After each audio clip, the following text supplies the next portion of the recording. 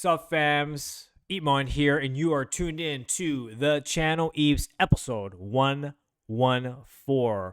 And yes, I have returned.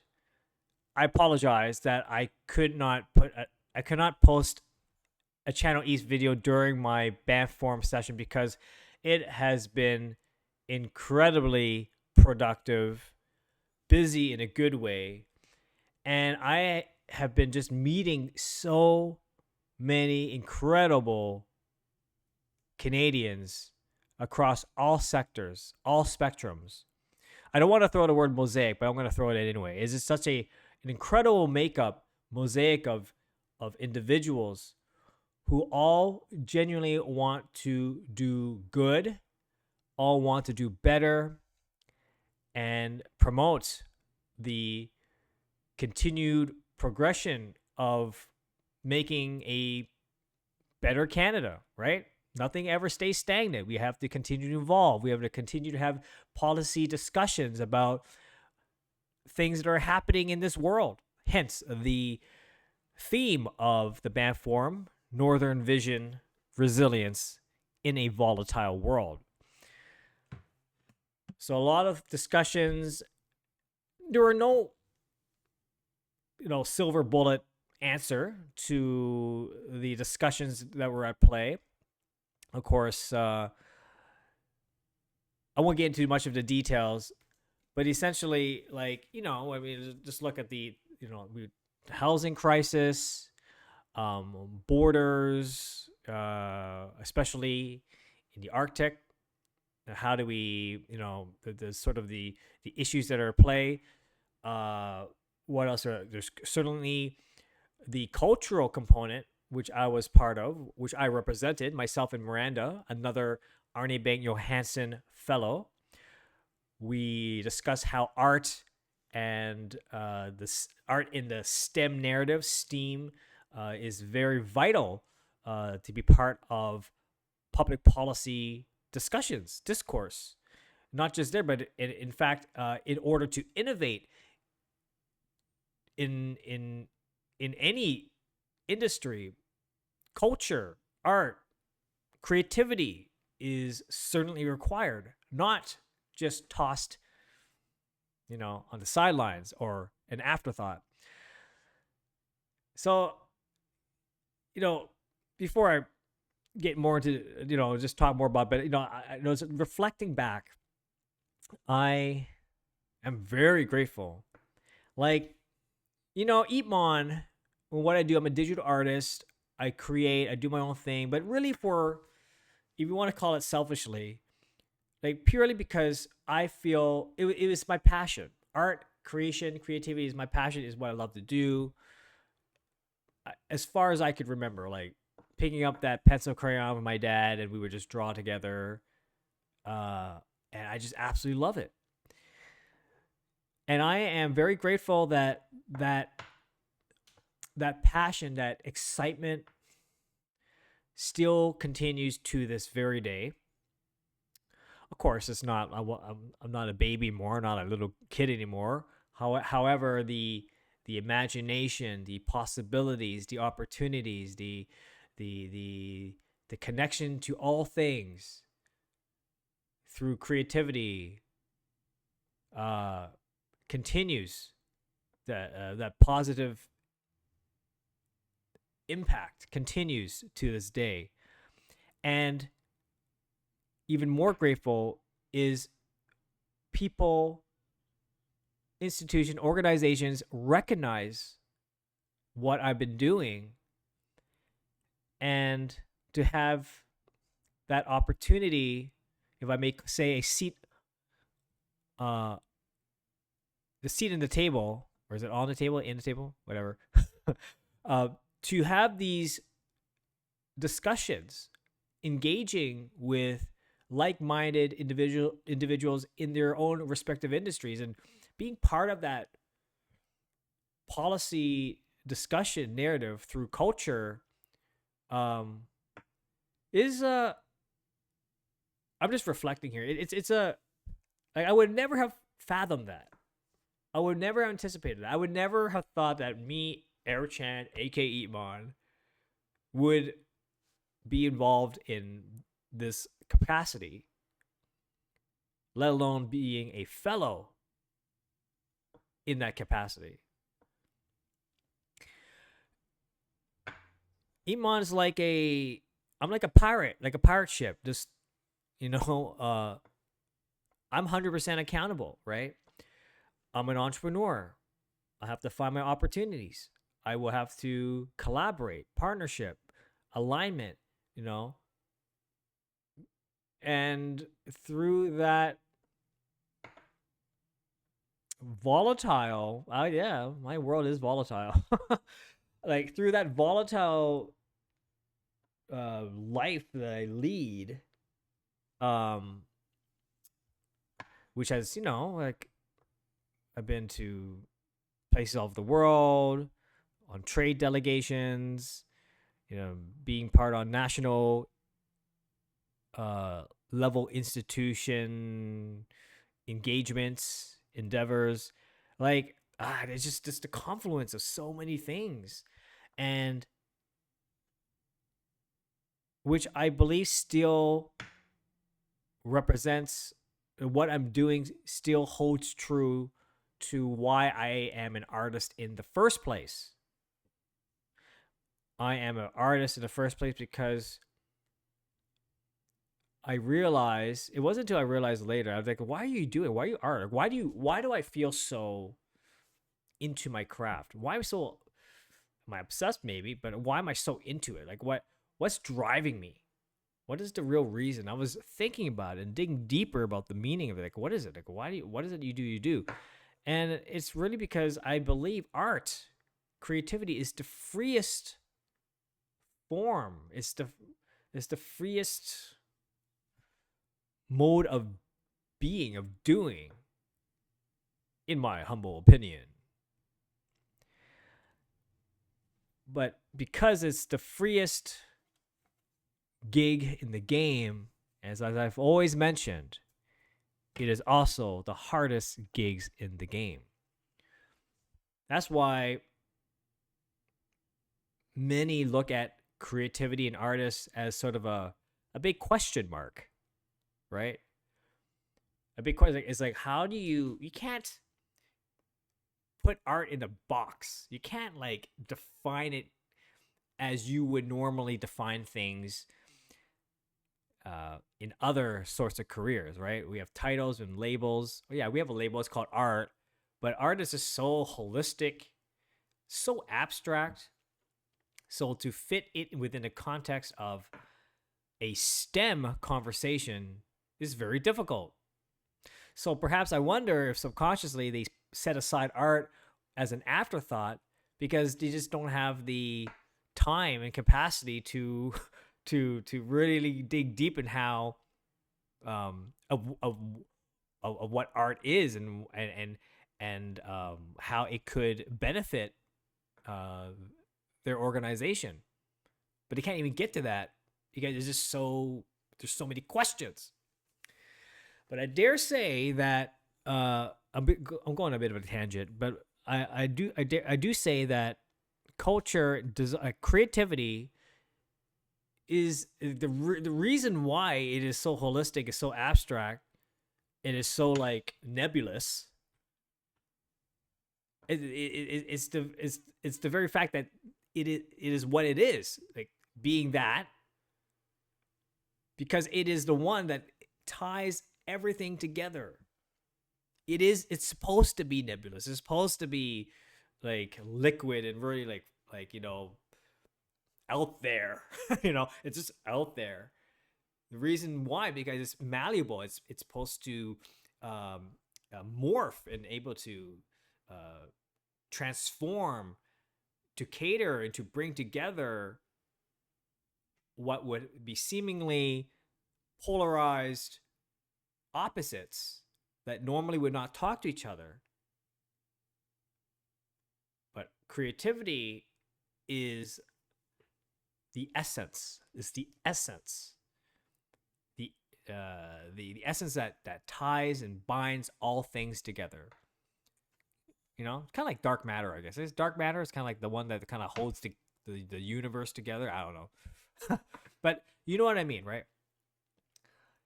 And I believe that is like we discussed about that idea that art is part of is the reason why that Miranda and I were there, because we're not are we creatives, but we understand and able to um, deconstruct art and how it aligns and fits within the context of policy, fits within the context of industry in general. We demystify the the almighty art realm that's like all over the place. But there is a but for good reason. So what it was very cool because there's Miranda and I, we represent the cultural component of the forum. And there is this really neat um, activity. It's called the tire side chat. Tire, not being tired, but tire meaning the wheel tire. Because there were 4 buses as we traveled to Carcross, and each bus had a different theme. There was sports, there was technology, there was us culture, and I believe the 4th bus was about clean energy. And the premise behind these different buses is like, if they encourage Banffers to listen in to an industry that they have really little uh, like knowledge about. So remember I mentioned about the 180 in my past episodes. The 180 is where the opportunity lies. The tire side chat was the perfect opportunity for Banffers to discover that 180. So we had an incredible turnout attendance on our bus as we went to Carcross. And I'll just read out our title so you can understand like what I've just been talking about in the past 10 minutes. So part of the Tire Side Chat series, Miranda and myself presented the title is called The New Canadian Identity, Bridging Art, Innovation, and Global Influence. And a short description is, in a globalized world, Canada should be a leader in cultural identity, technology, and policy. The integration of arts into STEM, forming STEAM, highlights the essential connection between creativity and innovation. This discussion will explore how empowering Canadian artists can shape and promote national identity, influence international policy, and harness cultural diplomacy in the digital age. So that's a very very good paragraph. That's a very it's a hard paragraph. I like that. It's pretty hard. But yes, for cultural diplomacy, soft power diplomacy, I was basically saying to them like, look, in Canada, I believe we have the right ingredients to promote this, right? What is our identity? Well, just look around. Just look around. It's a, again, I don't want to buzzwords and all that, but like both the mosaic, the spectrum of all peoples, all identities, just it's like a, how do I say, the analogy is like it's like a shoehorn of so many things coming together that in some cases it's not supposed to work, or it's not supposed to, like, when you're putting too many things together, it's not supposed to work. But in this case, that's what makes it unique, because we're able to build such a national network and a mosaic of so many diverse and rich cultures. is what the Canadian identity is all about. And what we, in being in this country, a free country who promotes democracy. Now, people can define whatever they want, like what definition of freedom it is. But when you compare it to other countries that are like basically, espionage, like just spying on their own citizens or taking down their own citizens, or like, folks, I think we have it pretty good here. Okay, so on that note, with that fundamental baseline of like democracy, empowerment, promoting positivity, and everyone come to, just a confluence of so many people coming together is ripe for incredible innovations, creativity through the intersections of all of what I just described. Now, what does that look like? I don't know. We let nature decide. The humans let the natural flow of humanity here in Canada to decide what comes out of it. But I gave an example. I gave them more. I mean, I know that what I just said was very abstract, but like I gave them a concrete example of what I did. I think use cases is very, very important. So I talked about my Canada Science and Technology Museum mural, right? It's a STEAM play, right? I did a 100-foot mural with Kind Village in collaboration with Tanya Woods. We created this mural, but it hit all the aspects of it, right? There's a United Nations Sustainable Development Goals SDG play in the mural. It's digital art. It's researching the Canada Science and Technology's incredible archive. So there's this history involved. There's digital arts involved. There's even the Eat Monkey. Eat Monkey is a mascot. If you go to the museum right now, it's a permanent art mural. Eat Monkey and Banana Bird. Eat Monkey is there as part of that conversation, right? And it is a visual narrative of representing the innovations, highlighting the innovations in Canada. Past, present, and future. If you go to the Canada Science and Technology Museum, you'll see the Canada Arm, you'll see the Alouette satellite, you'll see the Avro Arrow, you'll see many of these things. Penicillin was a Canadian invention, of course. It's such a like that example alone exemplifies. This is a science and technology museum. How do they engage in it? How would this is an example of a science and technology museum engaging in a very creative manner. Okay. The other thing I talked about is my collaboration with Canada Goose, right? Look, 180s, folks. It's like, handcrafted parkas is supposed to be the most warmest parkas in the world, most highest quality parkas in the world for expeditions. This is some serious stuff. Collaborating with a digital artist. What is that? Like, what does that entail? Who are we catering for? Who catering to? Who's the market? Like, there's all these dimensions.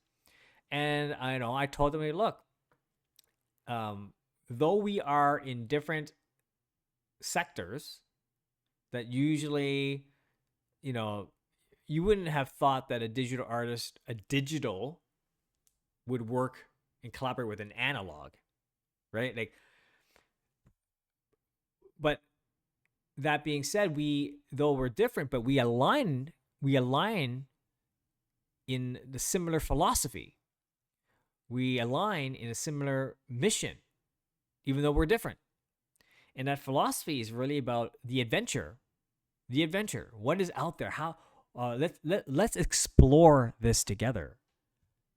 Let's really investigate and seeing what we can do together. And we did. We created prototypes. We really sketched the heck out of this thing. We made, we add to the design. We removed the design. We just went through several prototypes. It was an incredible exercise. Okay, it was an incredible exercise. And of course, not only was I involved with the textile and sourcing materials with them and just deciding which is the best material to use, but also create the inside lining artwork, digital artwork for this parka. It's called the Synthesis Parka. You could Google it and look it up. And again, it's a visual narrative, talks to my Chinese, Canadian, East and West histories, heritage. That in itself, we created this piece, but we didn't know what the response will be. We didn't know. We didn't have no idea. It could have been, a complete failure. But even if it was a big failure, the process in which we got to that point, to the end product, we learned so much through that process.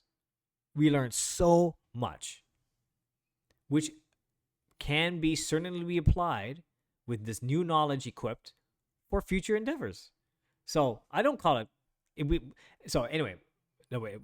Suffice to say, we did not fail. It was actually a resounding success. So much so that we were very surprised by the response. And we only made 150 editions, and it sold out within at most, I think within a month and a half or something like that. But we were able to specifically target retailers worldwide. So a lot of retailers, some of them got 10, some of them got 20, but we only had 150, so it was very, very limited. But through that whole process, again, we got calls to be featured in GQ magazine, Complex magazine, High Snobiety. There's all these lifestyle blogs that want to know more about this. And even to this day, folks, I'm still asking where they can get this parka. I'm like, well, it's sold out. Clearly, it's I have no idea. But that example alone, in which I talked about, gave policy. I would say that not everyone. I would say majority are in the policy side of things in what they do. But what I hope is that with that example, open up their minds to think about how they can incorporate such an example such as this into their day-to-day endeavors in the work they do. For either this nonprofit, policy, private companies, you name it, even military. I had a great chat with. His name is Vice Admiral Angus Topshee. Vice Admiral Angus Topshee, and he had a great conversation, a fantastic panel. But yeah, we were having this long conversation about art and culture and how it can also empower the military. Isn't that crazy? I was having these I'm just discussing, it just it was such a surreal experience, yet it felt so much at home too. So yeah, I'm just ranting a lot here. But another thing the reason why I say it felt so much at home is because, well, first is we're still within Canada. But jokes aside, of course it's Canada. But what do I do in my day to day? I am actually fascinated about the markets, the economy. I'm fascinated about geopolitical, tensions, geopolitical situations. And at the Banff Forum, the discussions were, this is the people that were talking there were all those were the people. Like, they were, that was it. Like, you can't go any, like, that was the source. They were there, and it was so fascinating. And to me, as an artist, to be part of the policy discourse is so, it felt like, yeah, like it was almost like a, again, when I mentioned about the 180 of looking for opportunities and just diversifying your knowledge and your reach to new audiences, that was it. That was it. Like, and I guess sort of like my natural interest of like about the economy and all this stuff sort of manifested or primed me to be prepared for, you know, um, an event such as this. So it was great. It was great. It was really cool. Of course, with the limited time we had, I tried to do my best to, of course, did some, like, I did a 6:30 a.m. Walking, kind of like a walking tour around Whitehorse, Yukon downtown. Well, I mean, within the core of the city. It is beautiful. The air is so fresh and just beautiful sceneries. Like, it's like I can see why, like it is such a um, serene environment. Unfortunately, I did not go and stay an extra day to see the Northern Lights. I had to get back because I got things to do. Of course, like I already got meetings lining up like in a couple days. But yeah, I guess I'm a Banffer now, and as a ABJ fellow, I love to see what else. Uh, like, this doesn't end. Like what I'm saying, like this, band form is over, but it continues all year round, all the time. So, yeah, this it's almost like this is like a domain expansion, like a totally new realm. Uh, that I am now exploring. Was it information overload? Yeah, I guess there's a lot to take in. There's a lot to take in that those 2 days. But I'm just so grateful, and it was such an incredible experience. And I do hope that what I had to contribute for those who are listening, who are fellow Banffers, I hope that I um, have have done my duty as a Banffer to at least communicate my point of view for arts in diplomacy discussions. But made some new friends, and let's see where the universe takes us next. Art and yeah. Anyway, I can keep on going. Now, what's next? Well, it's September 8th, and then soon the month will close, and that means EEPMON Arc 3 will conclude, and then EEPMON Arc 4 will start October 1st, and that means I have to prepare for Japan and maybe Hong Kong. Still planning on that.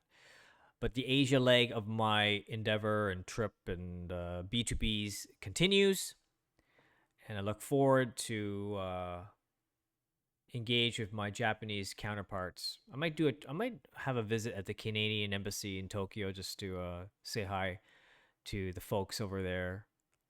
But now, yeah, the September started, new working year, I guess. People coming back from holidays.